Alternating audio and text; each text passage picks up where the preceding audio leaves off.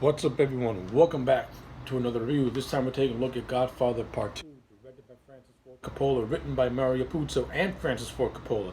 Godfather Part 2 tells the story of Michael's reign as head of the Corleone family as he tries to legitimize the business while all around his entire personal life crumbles before him. At that same token, we're also treated to a prequel story involving the rise of Vito Corleone, as telling us his origins from his time in Italy all the way to his time in New York and his eventual rise to power. So yeah, that's the overall story of The Godfather Part 2. Let's talk about it for a little bit. Overall, I like The Godfather Part 2. I like this movie on the same level as Part 1, though I think Part 2 is a better movie. That's just me personally. I think it has a much more better, I think it has a more interesting and more engrossing story. But also, it's stuff with Vito Corleone that puts Godfather Part 2 over Part 1, for me at least, because the prequel stuff with Vito is, to me, some of the best stuff in this entire movie. Like, I love the prequel stuff with Vito Corleone. I wish that Godfather Part 2 was just a standalone Vito Corleone prequel movie, to be honest with you. It's just how interesting that stuff is. That's not to say the stuff going on with Michael is bad, because it ain't either. Seeing Michael's story expand and seeing the just cold, ruthless things that he ends up doing in this movie is also really powerful stuff, and I will get to all that stuff momentarily. But just as an overview, I think Part 2 is superior to the first movie, and I agree with a lot of the critics. Part 2 is one of those rare sequels that outdoes its original counterpart. Though to me, both 1 and 2 are on an equal level playing field in terms of their epic scope and just awesome way of telling stories. So without further ado, let's get right into it. Number one, the cast in this movie, as usual, is outstanding. The returning players: Al Pacino, Robert Duvall, Talia Shear. They all make their return for this movie, and I thought they all put in their A game. Talia Shear as Connie Corleone. She's kind of in the she's not really she doesn't really play a major part in this movie. Like, she's in the beginning, and then she doesn't come back to the end. For the entire middle, for the rest of the movie, she's kind of like an after. She's like kind of forgettable because she's out just bumming around being a joker. And then at the end of the movie, she decides to return and be back in Michael's good graces. I think her character was underutilized, and she could have used a bit more beef. That's just me personally. Al Pacino as Malcolm Corleone, as Michael Corleone, fantastic. Just seeing the evolution of Michael's character in this film is utterly just heart wrenching and heartbreaking. We saw in the first movie how a good man had to turn into a cold man. And in this movie, we see just how cold and just how heartless Michael can actually be in Part 2. Like, this man is ruthless. Utterly and completely ruthless. And I will get to his extreme ruthlessness very, very soon when in regards to what happens to Fredo. Famous, was Michael justified or not justified debate. I will give my thoughts on that momentarily, but in terms of just overall ruthlessness, Michael is ruthless.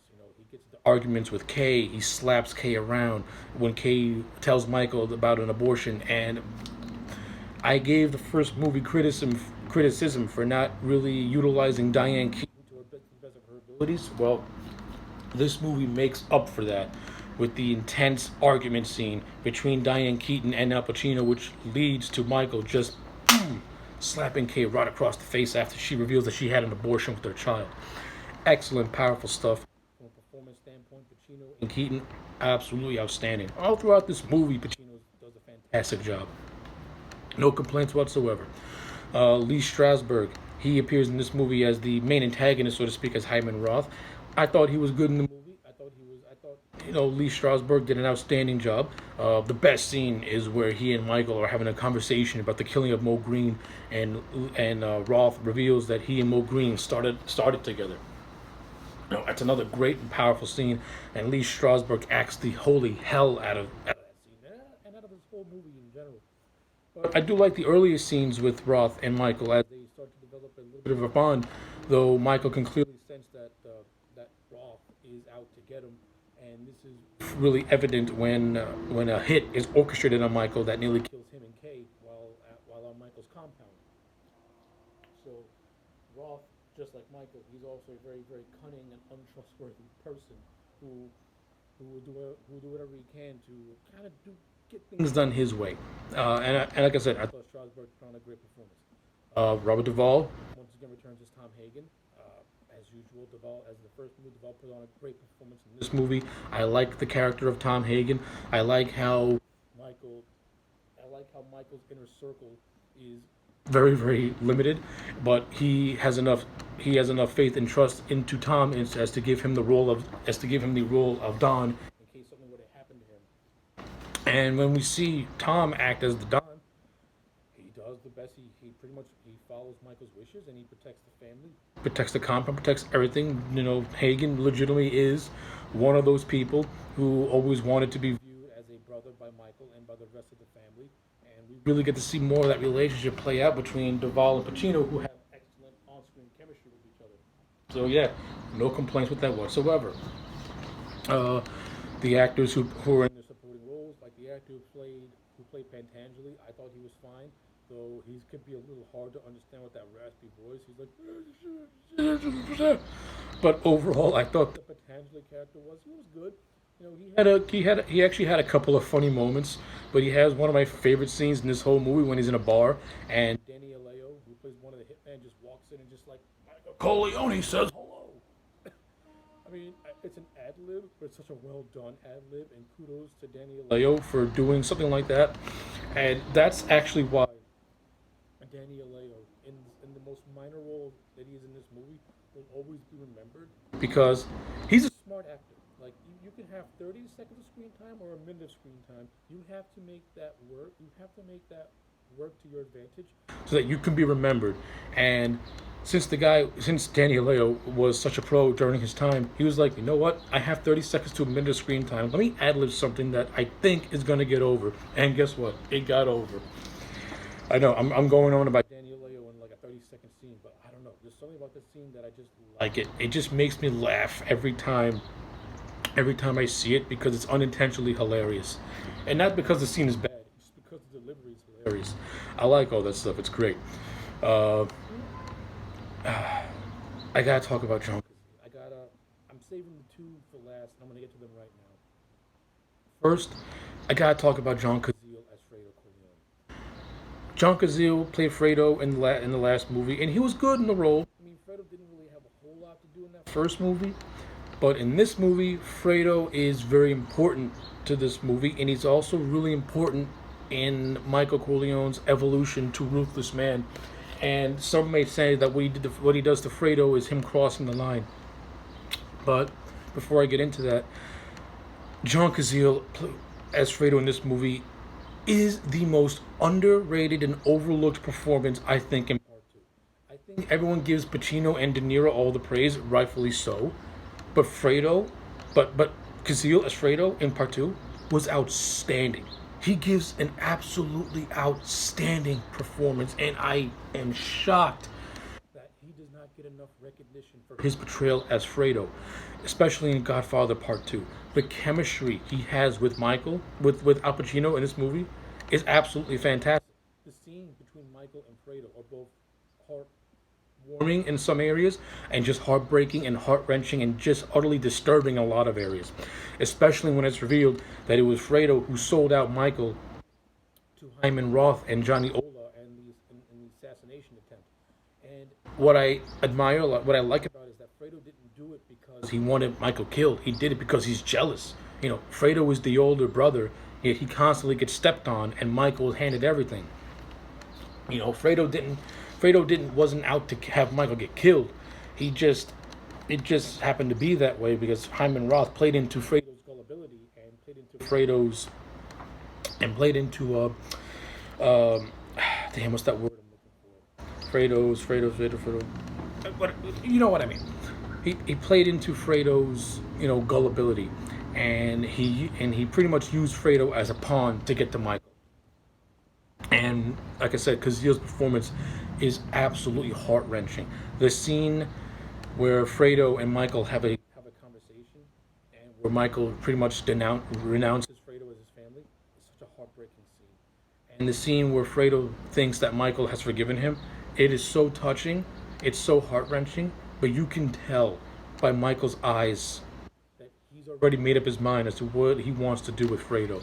And when the scene actually happens, where Fredo and Al Neri go out into the lake and he gets executed, one could sense that Michael, maybe one can sense that Michael may have crossed the line, because you can instantly tell that there's regret in his face and in his face for what he just did.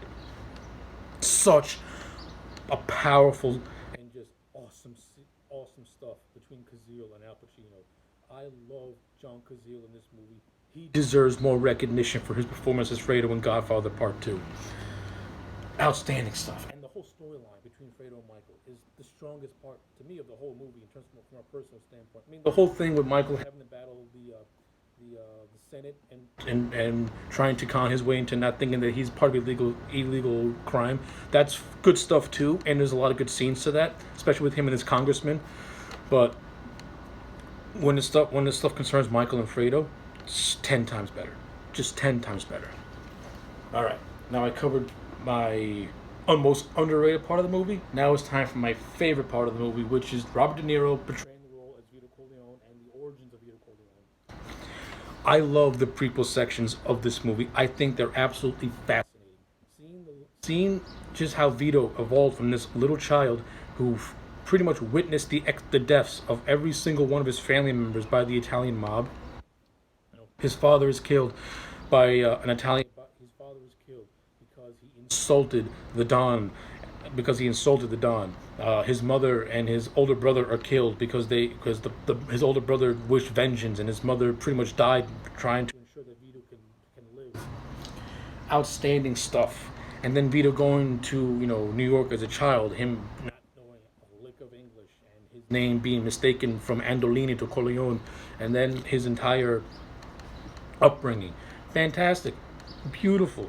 The way Coppola handled these prequel sections are outstanding. And I have to say, Robert De Niro, he, to me, steals the show in Godfather Part 2. His performance as Vito Corleone is spectacular. Seeing the evolution of how he became this just regular, guy, to how he became pretty much one of the most powerful men in the New York circuit by taking down Don Fanucci, and also befriending the likes of Genco, his first consigliere, and also meeting and forming his crew with Clemenza and Tessio.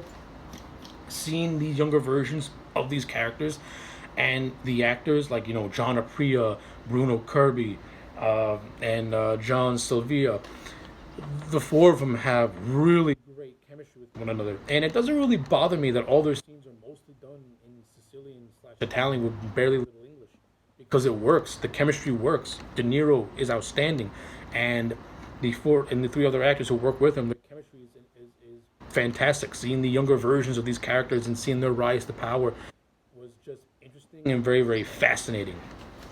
And it's a real good look into Vito Corleone, and you can actually compare and contrast his rise to power to Michael's rise to power as to how different and similar they both are at the exact same time. So yeah, I love all that stuff. Fantastic. Whew. Yeah, all right, let's try and wrap this up now. So from a casting and story standpoint, The Godfather Part 2 is excellent. From an overall production and cinematography standpoint, this movie looks just as good as the first one does. The cinematography is once again grounded, gritty, realistic, and looks fantastic. Francis Ford Coppola's direction is immaculate. The wardrobe and production designs all look fantastic, especially during the Vito Corleone prequel stuff that takes place in the early 1900s. Looks beautifully and fantastic. The way they were able to recreate Manhattan slums was beautiful. And the whole aesthetic of the late 50s, early 60s with the present day stuff looks just as good as well. So yeah. Oh. As you can see, I have very few complaints when it comes to The Godfather Part 2. I think this movie is truly a masterpiece. And with all that said and done, I'm giving this movie a 10 out of 10. Because it does more things right than it does more things wrong. And even though I think Connie Corleone is kind of underutilized, you can overlook that fact because the rest of this movie is just so damn good. 10 out of 10 for Godfather Part 2. Let me know your thoughts in the comment sections down below. Like this video and subscribe, and I will check you back next time for more.